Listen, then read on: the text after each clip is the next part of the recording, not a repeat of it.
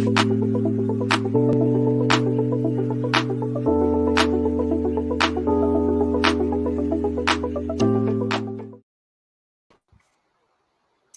welcome to Open Vibes, and I am here with my very special guest, James Lee Eugene. Thank you for coming, James. You're welcome. Happy to be here. Glad. Thank you for having me. You are welcome. To my understanding, there's you got to meet a certain level of importance to be on this show. You can't just send an email and say let me in. You gotta be vetted and background checked and etc. Well, most of all, you got to be approved by God. So, hey, he points me to the people he wants me to interview, and that's how you get in here. So you are here, and let's just jump right into it. So as you guys know, this is my wonderful, wonderful husband, and it's an honor to be able to interview your husband for something that means so much to the entire family. All right. So, James, tell us a little bit about who you are and what you have going on and what your brand is.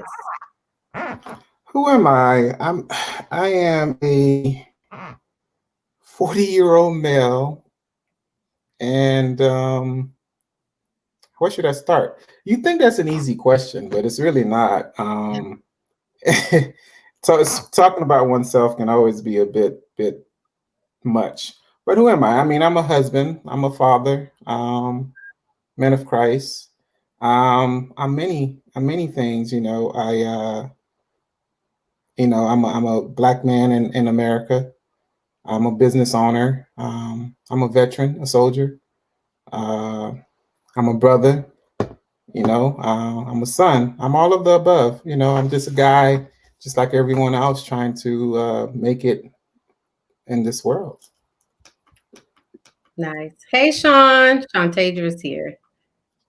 Hi, Sean. All right. So, what is your brand? Tell us a little bit about your cleaning company, the name of it, and who's your target audience? Oh, sure. Well, the name of my cleaning company is Today's Maid Services, and I'll give a bit more background about the name and how I came up with it and what's the concept, and a great uncle. So I have a cleaning company that I started back in January, and I've always had this concept of starting a business. I've always been the type who just wanted to have something on my own. However, I've never wanted to just do one thing. So many of us have plenty of ideas, and pretty often, we don't take off with them because of whatever reason. It may be fear, it just maybe not the time. But I've just always had a concept of where I wanted something on my own. And I've had other small ventures which never truly just took off. But back in early 2020, there's this guy that I've been friends with and following on Facebook, Rohan Jilks. And I may be pronouncing his last name incorrectly, Gilkes. Anyway, Rohan is this guy, and he's just a very cool guy. Look him up. Yeah, I'm not sure how his background started, but he lost his job and he needed to make some money. So he figured out, well, what can I do? So he said the best way to get into a business is to provide a service. When you're providing a service, it's much easier to provide a service as a business because you don't need inventory. You don't need a lot of capital to get started. You provide a service. So what he did is that he started a cleaning service. And in the process, he went out and wrote an outline of everything that he did, what worked for him, what didn't work, and this and that. And then years later, this was a multi-million-dollar company, and Rohan give this recipe for free. When I say it's free, it's absolutely free.com. He started these everyday online classes or Zoom meetings, and people would just join. And he say start a business in 20 days. Day one, You do this, find a name. And he explained how to go about looking for a name, and so they too build a website. He explained how easy it is to build a website. So in those 20 days, it was just steps and processes that you just follow along and you start a business. And what held me back, and I've started and followed Rohan for years, what held me back is that oftentimes you know something because you know it, you skip steps. Okay. Professionally, I call myself I'm a tech. I'm in the IT field. So years before, when I started following Rohan, I wanted to start a laundry service business. The name of the laundry service, the name of the business, and still the website is up, is Today's Laundry. And the concept of that was everyone hates doing laundry. So I'll create a service where someone will come pick up your laundry, charge you by load, we wash and fold, and we bring it back. A laundry service, pretty simple. So the way I planned on marketing that was via a website. You was going to build a website, you're going to make it attractive, and folks who go on the website, make it like an Uber service for laundry. You need to get your laundry done, you get in touch with us, someone will come and get it, and we'll charge you per load.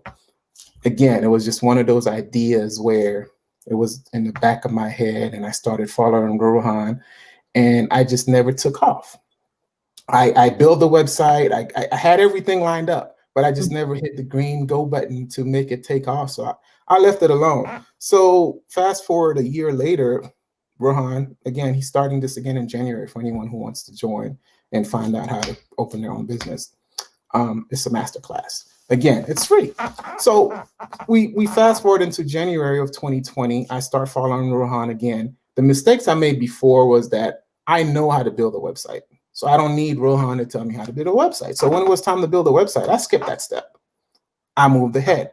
When it was time to create other part, like how to set up credit card services, how to market, all this stuff is things I felt like I knew. So when he was explaining those things, I completely skipped over it and didn't attend that day. So that's what happened with the laundry service. I missed a lot, and I allowed my own self to get in between the person who's taken that route. He's done this, and he was explaining exactly how to do it. So I just totally ignored that. A proven method, Right. and okay. Right. It's a proven method, and he's a multimillionaire, and he's done this, and he's explaining how to do it. And he had other professionals on there with him, people who has done it, who was kind of explaining. So I missed all those steps the first time I attempted that. So the second time I said what I was going to do is that I was not going to allow my own self to get in my way. I'm simply going to listen. If he says press the green button, and I know it's easier to press the red button, I'm going to press the green button anyways. And that's exactly what I did. I followed along. And along the way, he said, hey, it doesn't have to be perfect. It just have to be to a point where you can push it out there. Perfection is going to come after. Perfection may never come. It may be years later to where, but you need to push it out there. So I just followed along. And on day 20, hold and behold, I was ready to launch. So this was January 20th. And our website was up, free. PayPal services is up, free. He showed me how to set up Yelp to get reviews, free. Everything was free. I had no other reasons not to do this. And I tell you is that I went ahead and made the website live. And 3 days later, I got my first booking. I always tell people is that I'm not a cleaner. I don't go to people's houses to clean. That's not what I do. I have a cleaning business. For the record, I'm not either. So I don't mind doing it. Don't get me wrong. I don't mind doing it, but I didn't get in this industry to actually provide the service myself. I wanted to hire people to do the service for me. And the concept is fairly easy. Like I said, it's like the Uber of cleaning services. I don't think Uber CEO has ever driven a car anywhere to drive anybody anywhere. He simply made the service available. He created a platform, and those who are willing to do the work does the work for a commission. And that's jobs in the process. Nice. I said creating jobs in the process. Correct. So once I launched on the 20th of January, 3 days later, I got my first booking. I know you remember, D'Amica, I was super excited. I didn't even have a person to do the cleaning. I didn't hire it. I didn't have anyone hired. So I went ahead and took care of that myself. It was a move out service. The young man, he moved out the home and he needed the home cleaned so he can turn it back to the rental company. And I remember I grabbed everyone. I grabbed the kids. I grabbed the Mika. I grabbed Auntie Gina. I'm like, let's go to work. So we went ahead and made $360 plus tip for that one house. And then I was thinking, like, this was fairly easy. There's something there. So weeks later, as the months continued, you know, the business starting to flow a bit, and then here come COVID. Yes. So a little bit about my business. I own a cleaning service. It's similar to a referral service. Check us out on todaysmaids.com. We provide commercial and residential services, cleaning service. If you want one-time service, provide that. If you want us to come bi-weekly, we do that. We have clients that pay us to come there once a month. We have clients that pay us to come there just to wash their dishes. Whatever it is that you need, I send somebody over and they take care of it for you. Nice. And our goal is to keep it simple. Again, because I have a background in tech, I focus on the website. I focus on the convenience of having an app. I focus on the convenience where you don't have to even talk to us. And we're available 24 hours a day via chat. We are cashless service. So once you set it up, it's automated and it continues. In the process, I'm learning along. This is my first time doing this. But I'm not alone in this. Like, there's a huge community of others in this group that I'm in. And I have to give credit to this group, is that I have never seen people who are so selfless in providing help to someone that is in the same industry as them. So I mean, this particular group, what they're doing is they're sharing secrets, sharing inside stories, more insight, very informative. So I see Autumn, she has a cleaning service. This particular group, where's this group located at? The group is a Facebook group. Okay, so it's a group that she can join as well and help each other.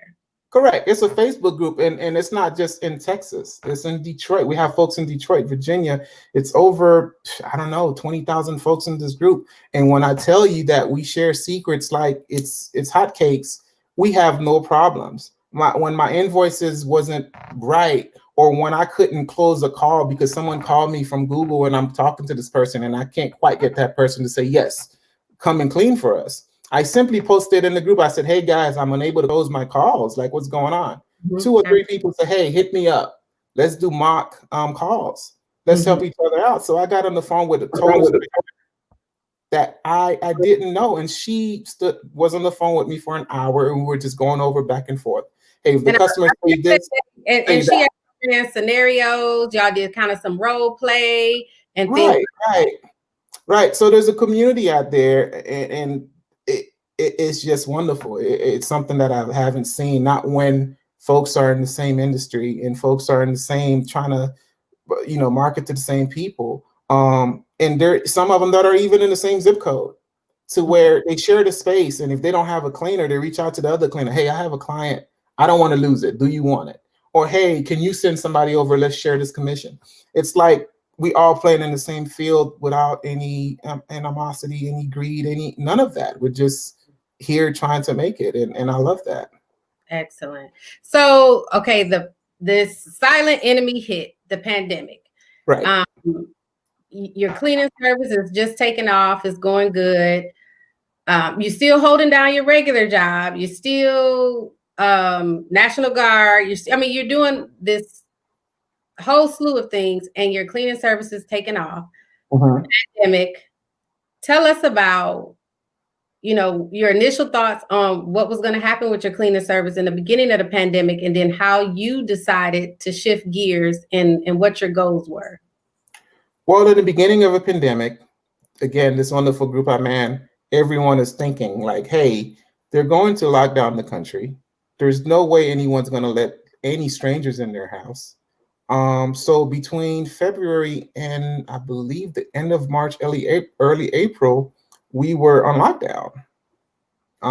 That's when they shut down everything and the service stopped, cleaning service stopped. Most of our clients they called us and said, hey, we're going to pause our service. And we were happy to. And cleaning services were actually part of the essential cleaning group. They're part of the essential folks. They were essential services personnel. So we were able to go to homes, but we didn't feel comfortable. I didn't feel comfortable sending my staff there. We didn't feel comfortable about it. So we paused everything. Mm-hmm. But in this group, folks, wheels started turning. We started to learn how to pivot. We started to plan what's going to happen after COVID. How do you keep your staff safe? So we started looking at PPE gear. We started looking at fogging services. So around that time, I went and bought a whole bunch of foggers from Home Depot.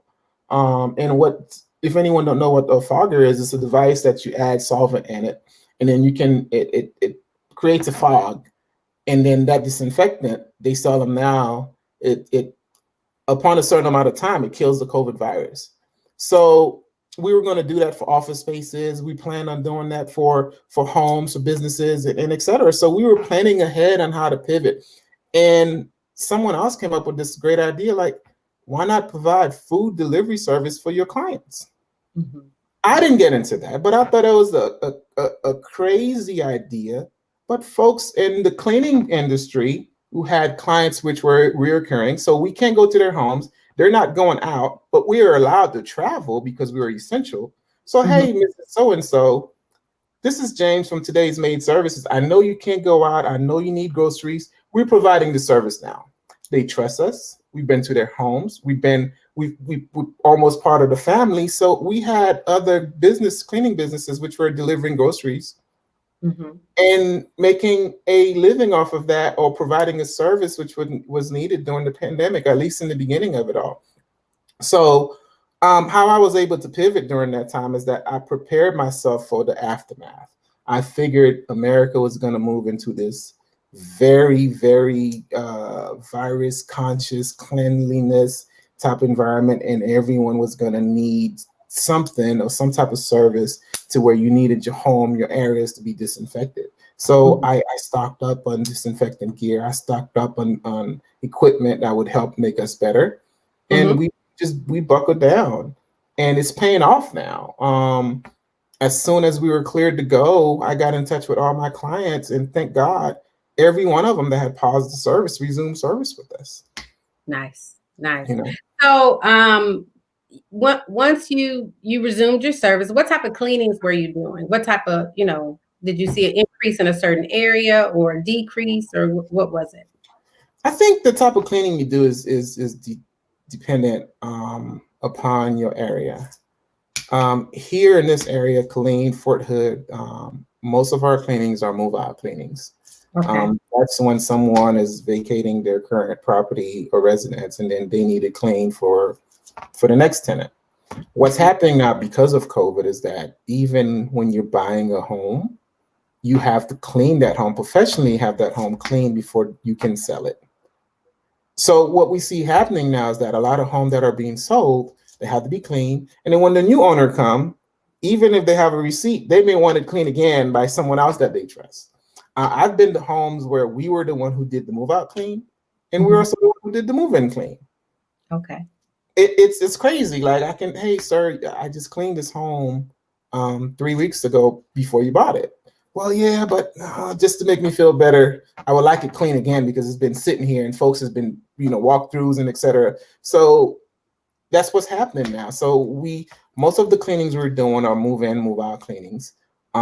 We still have reoccurring clients, and those are the clients that just want their homes clean every, certain time. We have the monthly, and we have the bi-weeklies, and we have a few weeklies. We have a church that gets a weekly service from us because it's a public space, and they Okay. So need that not only are you doing homes, you're moving into the commercial sector. we moving into the commercial sector. In this area, in this demographic, it's mainly just move out cleanings, and I prefer those simply because I do not want I don't want to send my cleaners into an occupied space. Okay. I would prefer not to. I mean, when we do go cleanings, we do cleanings. We do tell them, make sure you wear your mask. We try to do social distancing with the homeowner, and we're not in folks' face. And some of them even leave the home. They're like, okay, when you're done, give us a call and we'll come back, just so they can allow us to work and we don't be in their space. But in the move-out cleaning, the home is empty. We go there, we do our job, and then when we're done, we call the owner or the realtor, and they come and lock it up. Nice. So, yeah. So are you doing hazmat cleanings as well? We're not doing hazmat cleaning. That is a totally different realm that I would like to get into, but I'm taking baby steps. But we're not providing that yet. But I do see that as part of the service I would love to offer, probably within 12 to 13 months from now. Okay, excellent. Are you okay? So we know what's going on with kind of the global warming, and many companies are going green. What is your company's views on going green, and is that an area that you're in or you're looking to get into? Talk It's about an that. it's an area that we're already in. The thing with green products, which I don't understand, is that they're more expensive. But you can't charge someone more money because they want a green service, and not every client asks for it. So what we've done is that we tell the clients that we offer it, and if they want it, we provide it at the same cost as we would be a regular non-green product service. But we don't provide it for every client because not every client cares for it. But we do have green products that we use. And then when we go in those homes, that's all that we use. But we have that options there. And then I'm hoping in the near future, maybe that's all that we'll provide. But I can tell you that I don't understand why a green product costs more than a product with chemicals. Are we hiring? We're always hiring.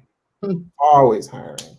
Part of this, the bad part of this industry is finding people to work, finding dependable people to show up, be on time, trustworthy, because they are going into folks' home, that we can send out there and provide a wonderful service, because all our service is 100% guaranteed. Segueing into that, so what are you looking for when you're building a team? I mean, just exactly what I just said. I like dependable folks, folks that are on time. Like I said, I run the business similar to an Uber service. Once I assigned you the work, the assignment, the cleaning, it's your cleaning. I need you to manage it. You need to be able to call that client if you're running late. You need to be personable with the customer when you show up at their house. We need to build some type of chemistry. So it's I'm looking for folks who are personable. And what happened is, when that happened, is that you create a relationship with the person and you get great tips. I have a young lady. They love her. They love her simply because of her personality. They love her so much, when she mess up, they call me and say, "Don't tell her." "Oh, miss this, but don't tell her. Don't tell her." Because they love her that much, because she's just that personable, and she creates such a, they invite her for, "Hey, stay back for dinner. We ordering pizza. Eat with us." Wow. That's what I'm looking for. That's what I found. Like, even with anything dealing with customer service, and it, especially in my industry, the hair industry that I serviced for years. Some stylists wouldn't even be that great, but it's just how you make people feel, how you treat them, your customer service skills. They will overlook the minor things. And not saying that that's okay, but they will overlook the, things that are really minor, because they just love who you are. I agree. If you build a relationship with someone, you build some type of understanding, and they will, folks, especially when you're in someone's home, they like that. They need that. And one of our promises is that we don't send different cleaners into your home. Once we send that one person, if you're happy with them, that's the person you stay with. You're not going to see Lisa, Joe, and Billy and Karen all in 3 weeks. You'll only see the one person. That's good. That's a sense of security as well. Yes. So, yes. I am Shalita. What are some of the things you would like for clients to do in preparation for the service? Pick up anything that you don't want us to pick up. and stay out of the way. What happened is that a lot of clients want to have a conversation. So as you're cleaning, they're behind you and asking you questions and this and that, and it slows down the process. And some clients leave clothes on the ground, on the floor. We don't do that unless you tell us to. We provide laundry service.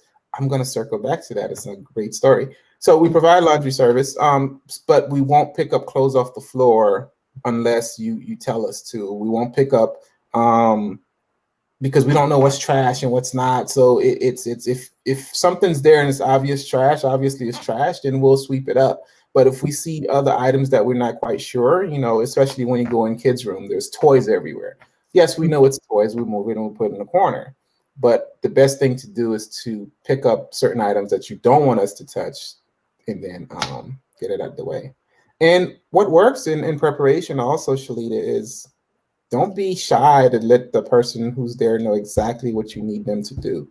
Don't assume that because this is their job, they know what to do, because every person wants their home cleaned a certain way, certain areas touch and not touch. If you clean my home, don't touch my desk, because it's my desk and it's a chaotic mess, but it's my mess and I know where everything's at. So don't be bashful as far as telling the cleaner exactly what you want them to do and where the pain areas at, areas that you see every day that you just been needing to clean and you couldn't clean it. Don't assume that they're going to see it. Just be straightforward with them, and that always works. That's good. That's good. Okay, so go back to that story you were talking about. Oh yeah. So as far as the laundry service, and in the beginning of it all, I wanted to open a laundry business. I wanted to open a wash and fold today's laundry services, and today's laundry service was just simply going to pick up your laundry and wash it for you, fold it for you, and bring it back to you. 24-hour service. That's what I wanted to do. And I got that idea when I was in Miami. I was passing by a laundromat, and it says wash and fold service. But you still would have to bring your clothes to the laundromat. And I said, well, what if I hired someone to just take those clothes to the laundromat to wash it, fold it, and then bring it back to the person? There's money there. So that's why I started with today's laundry services, but I never released it. I never promoted. I never moved ahead with it. I still have the website. Like I said, I still own the domain. But fast forward to today's maid services, I now offer laundry service. And we have clients, we go to their home and they have clothes set aside for us to wash and fold.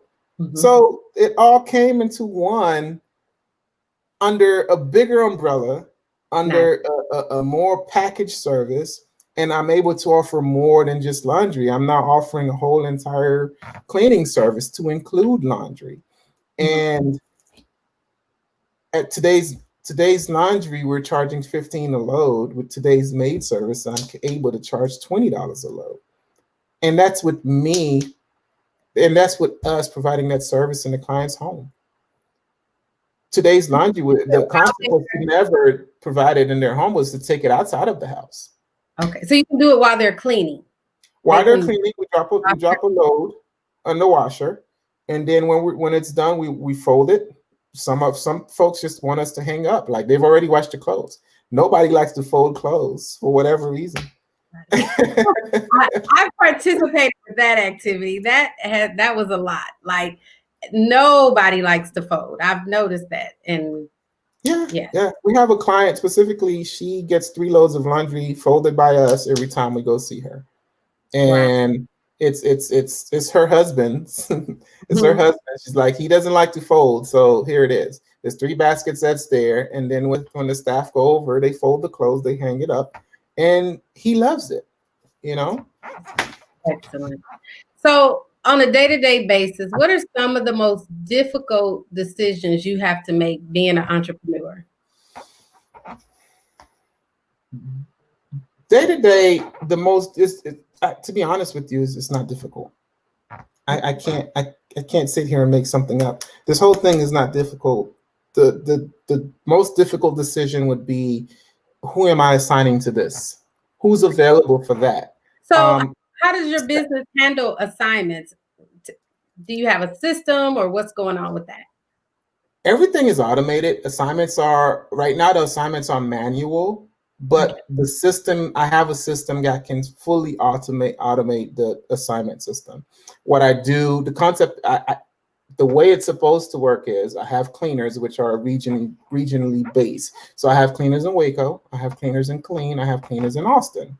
If there's a booking in Austin, the cleaners in Austin are supposed to go in weekly or monthly and enter their schedule and say these are the days I can work. And once a cleaning in Austin gets booked, the system can assign it to the cleaner in Austin and Doing vice it versa. facility. Right, based on the proximity. So right now I manually handle that. Okay. Simply because we don't have the staff and it's very hard to find people and to that wants to do this and that's passionate about this. So right now I manually assign my cleaning based on who I know can provide that type of service. So I know someone that's strong in providing move out cleanings and they can do it boom, boom, boom. And I know someone else that is strong in providing a reoccurring service because they're very personable and they don't mind people being there. So I assign the cleanings like that. Okay. So tell me a little bit of your views on leadership. What are your views towards leadership? There are plenty type, leadership. There are different styles of leadership, and I don't think one style is applicable to all environment. Um, the type of leader that I was or I am in the military is simply not applicable in my civilian life. It's simply not applicable in the cleaning business. I work mainly with ladies. Um, so I can't cuss. I won't cuss. I won't scream. I can't, be as firm as you need to be as a soldier. Um, so to me, my leadership style is adaptive. So it depends on who I'm dealing with, but I try to be transparent. I try to be fair. I try to be forthcoming. I try to be very, very straightforward with them.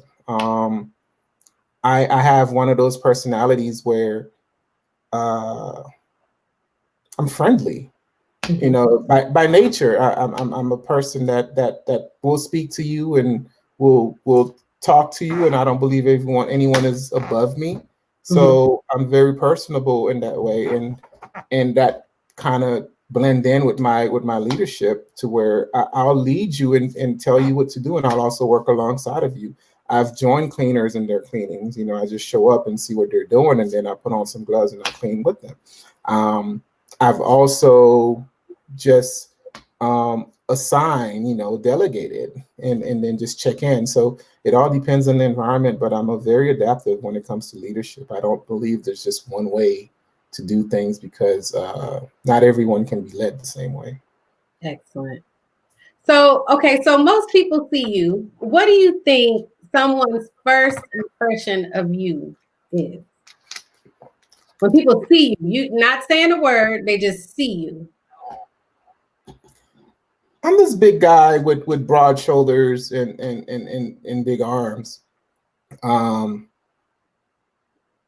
Folks don't necessarily approach me or I don't know what they see, but I really can't tell you what they perceive of me. But once you say one word to me, you realize it's something totally different. Um, I don't know if I have a mean face. I don't know, I'm I'm a very easy guy, but I think folks a lot of I've heard before like, hey, you're not exactly what I expected at all. Like they see me and they may whatever opinion that they have in their head is often the opposite of what it is once I open my mouth.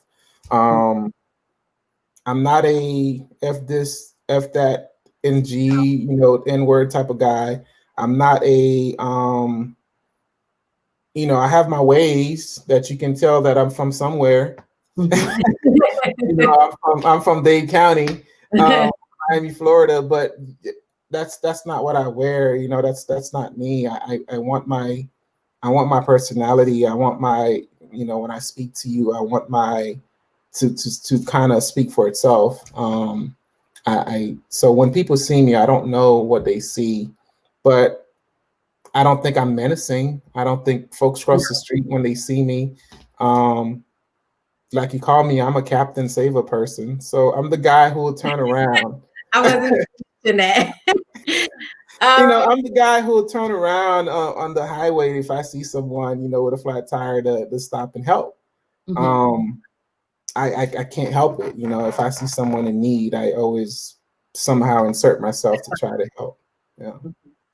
So, back to today's maids, and then we're going to go into kind of a personal avenue. Where do you see the growth of your company going in the next couple of years? Or what do you want for this company? Well, in the next couple of years, I want us to continue growing. I want to expand to, Houston, Dallas, even Florida. The business can be ran from anywhere. I don't even have to be there. I just need to make the page available in the area that I'm providing service to. Mm-hmm. In 5 to 10 years, I'm thinking of, franchising. Make it a package and allow other people to experience the finance of this. It provide a sense of freedom. Mm-hmm. When you have the extra income, and everyone can use extra income. So it does give you the liberty to breathe a little. It does provide you a certain amount of comfort knowing that there is extra in the event that this get cut off. I can't simply depend on the business, to do this and do that. So I want to be able to provide that to other people, and hopefully gain enough knowledge to be able to coach others to do this, via franchise. Nice. So, oh, thank you, Melissa. She said I look pretty. That's why you're my fave, Melissa. Okay, so let's talk about a little bit of your history. Who are you from? Let's talk about where are you from initially and a little bit of your childhood. Give us a little bit of. Sure. I was born in Haiti. Um, I lived in Haiti until I was 10, 11. And, my mom used to travel back and forth to the US. She was I say a merchant because I don't know the name of it, but she would buy things from the US and sell it in Haiti. So she would, go back and forth. And one of these summers, she just didn't come back. It was like the political situation in Haiti was getting bad, and she decided to move all her kids to Miami. So we all, I have 2 sisters and 1 brother, and we all moved to Miami. And from there, I attended elementary, middle school, high school in Miami, Florida, where I picked up most of my Floridian ways. But we were brought up in a very strict. I think most immigrant children are like that. It's like when you come from a third world country or just anywhere that's not America, they're really strict cultural ways that your parents and your guardians raised you in. And in my house, it was strict, not in the sense where we were getting whippings and we were getting beatings. It was just more like, you don't do this. This is not what we do. This is not who we are.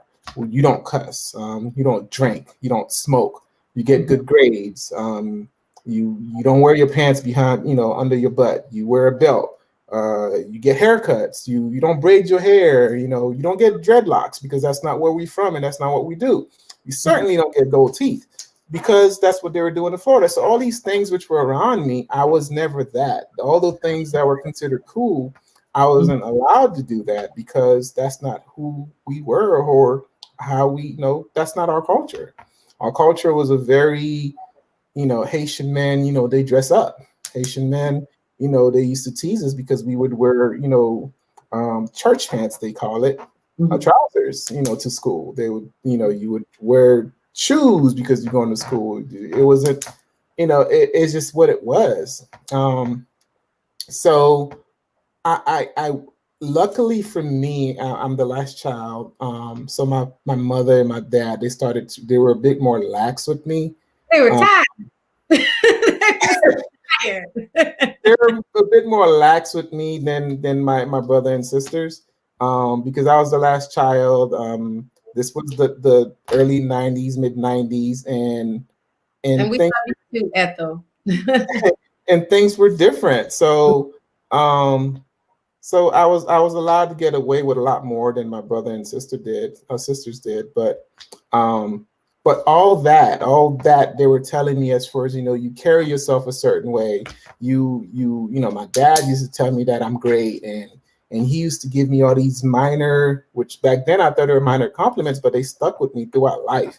Um, all these things later on in my adult years started coming back to me, and they formed me into this person that I am today, to where I'm like, I'm this super confident guy, to where it may comes out across as arrogant, or arrogance. It's not that. It's just that I know my worth.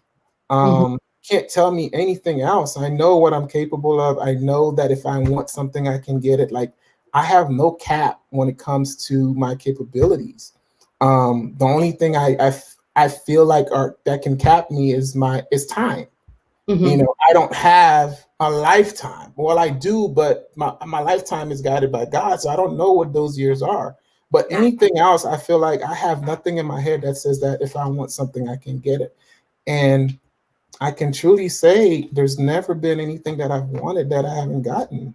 Yes, you have been blessed, definitely. So, God has made that possible for me. so when did you recognize Christ as the head of your life, and how old were you? I want to say 16, 15, 16, high school. Mhm. Um, there was this pastor that Welaine. Welaine is Marcia's sister. Marcia is the mother of my first child. Welaine started going to this church, and Welaine invited us, me and Marcia. So we went there. Pastor George was this Jamaican guy with this Jamaican accent, but he took me under his wing like a son. Nice. And I remember him telling me, James, and I don't want to do a fake Jamaican accent, but he was like, Oh, you were James, gonna try I was it? gonna try it, but it's gonna be bad. He said, James, if you want, I can instill everything in me into you, but you have to tell me that's what you wanted. I didn't, because I felt like that was a lot of responsibility. This guy was a pastor, and Yeah. right. And this was me at 16, and there was so much I wanted to do. And I felt like, if I say yes to this, it's going to be something different. But I stuck through it. Like, I stuck around him, and he would come pick me up after school. He taught me how to fast. He, teach me about the Bible. And at some point, I became the youth leadership leader. It was just these transitions that I was going through between 16 and 18, to where, I'm finding out about Christ. Mhm. Um, but it was also during my formative teenage years. So I it was a struggle. It was a Mhm. struggle, but it's something I learned throughout all that. It helped me understood the value of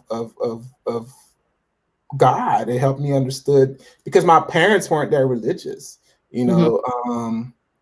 But when I started going to church, it trickles down to everyone else in my home, to where my sister started going. My mother eventually got saved years later. Like, now you can't tell her nothing about God. I mean, this is a praying woman that's praying 3 times a day. But when I was going through it at 16, this is the same lady that was telling me, like, yes, you can go, but you need to do your chores. Mhm. She wasn't trying to hold me back, but she wasn't like 100% like on it. Mhm. But all that has changed now. Yeah. So who am I, and at what age? I would say at 16 is when I learned, and I took it seriously. And then from then on, it's just been, I know what I know, and you can't tell me otherwise. Amen. Amen. So tell me, how does that impact your relationship today, your household today? What does that mean? You may not like my answer, but I'm gonna be honest. Be I, transparent. That's what this is for. I want my children to grasp it on their own. I Mhm. don't want to force religion on my kids. I don't think we have. I don't think. I don't believe we have either, but I do want them to have the same experience similar to what I did. Like it wasn't forced down my throat. It came to me so naturally to where I could not deny it. Mhm. And keep in mind in Haiti, I went to Catholic school. Okay. From the time I can remember anything to the time I left Haiti, I was in Catholic school, going to mass, going to doing all the things that one does as a Catholic. Um, and I always felt that that was so regimental, so Mhm. strict, and so you do this way, and you say that way, you chant that way. Even at the age of 3, 4, 5, 6, and 7, I understood that, and I felt like I was being forced to do it because that's what I'm supposed to do. This was the school, and you were supposed to go to mass. You are supposed to go to church. If you miss church on Sunday, you're going to get disciplined on Monday when you go to school because school and church were tied together. Mhm. So I don't want that for my kids. I want them to be able to make their own decision and realize things on their own when it comes to religion. But I Mhm. do want to be available to them when they have questions, and I am going to tell them my truth. I definitely, I definitely believe that we have pointed them to Jesus. I don't believe we force feed them. Now they might think I'm a little crazy. I am the hallelujah, praise God, the blood of Mhm. Jesus.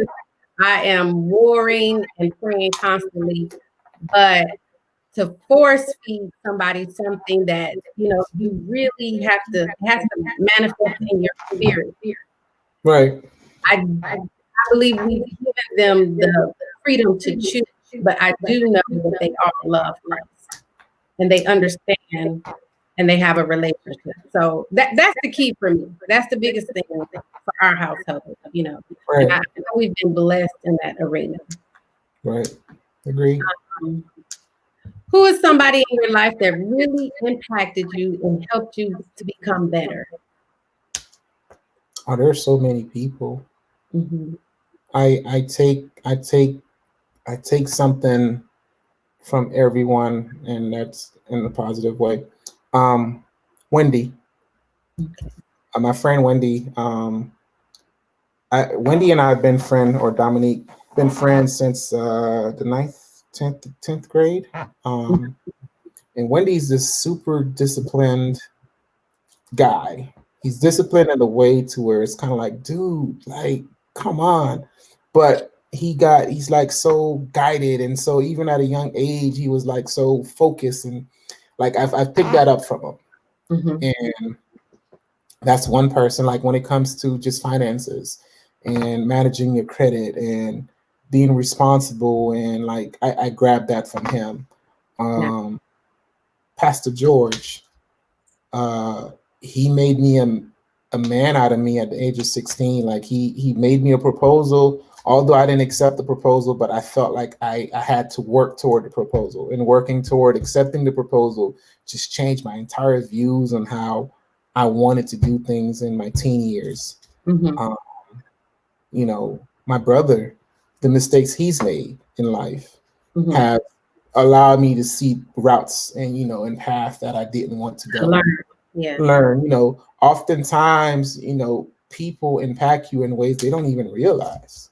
Hmm. And he's one of those folks where I knew from a young age that I needed to be different. I needed to my path needed to be different.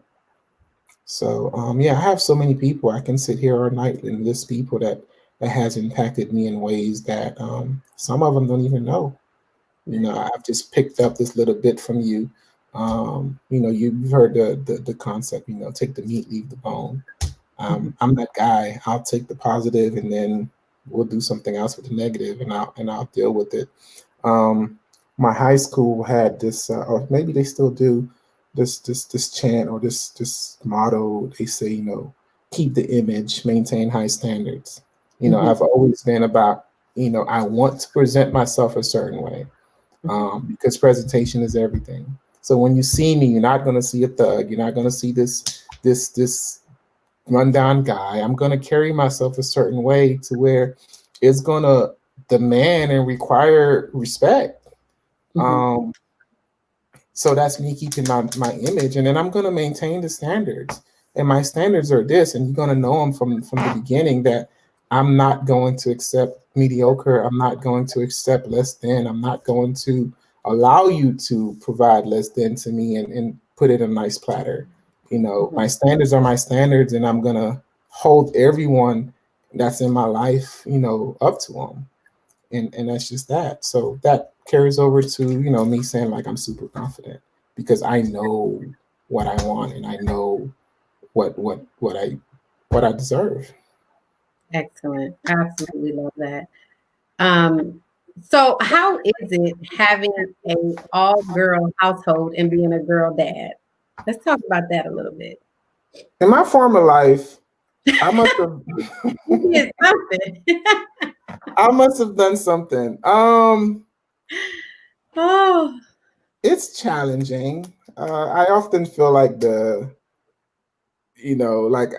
just the guy, like I don't like the guy was not part of the team.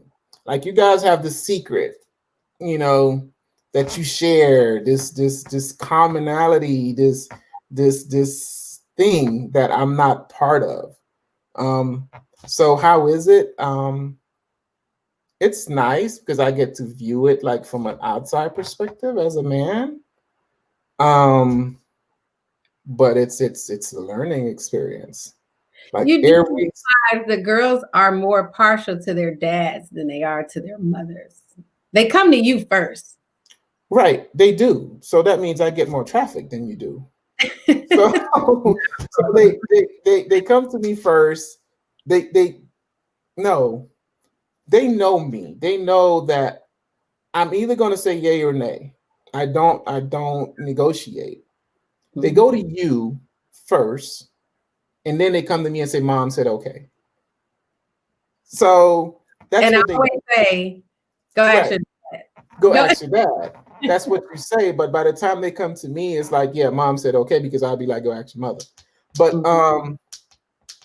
it, it's not bad. I mean, I'm not complaining. It's just different. And besides, I don't know anything else. This is You this is my this is my norm. So I love it. Every one of them have their own little personalities. Each one of them has to be talked to and speak to a certain way. They all have to be just handled differently. don't. Um, and as we have teenagers and young adults now, and it's a lot of hormones. Mhm. Yeah. So what do you do? I find me a corner in the house and I stay there. Rub that corner all day. All right. So, what's one thing in your life that you would like to achieve that you haven't just yet? Well, there's more than one thing. Um, I know. Just give us one. uh,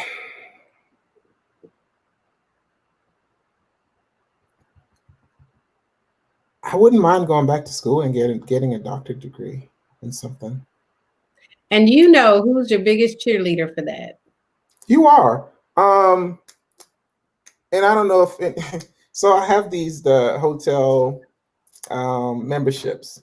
So and you know it, Tamika, my hotel memberships, whenever I sign up for a hotel membership, and I probably have one for every freaking hotel, I sign it up my title as doctor. So whenever I check into like the Spring Hill Suites or the Hilton, and Mhm. so it's like, welcome, Dr. Eugene, and it just has such a nice ring to it, to It's where as though I, they I were. feel like it's only fair that I go back and I do that. I think I would like to do that. So again, my only challenge is time. I really don't believe it'd be something that's impossible. It's Mhm. just something that I need to make time for. But yeah, I would like to place a title in front of my name. Nice. I'm here for it. I say do it. You have the the mindset, the gift, the intellect, I say do it. Do it. Mm-hmm. Here Yeah. for you. Thank Um, you. so what is one thing that makes you blissfully, completely happy from ear to ear? Just give me one thing that does that for you. Spaghetti and coffee.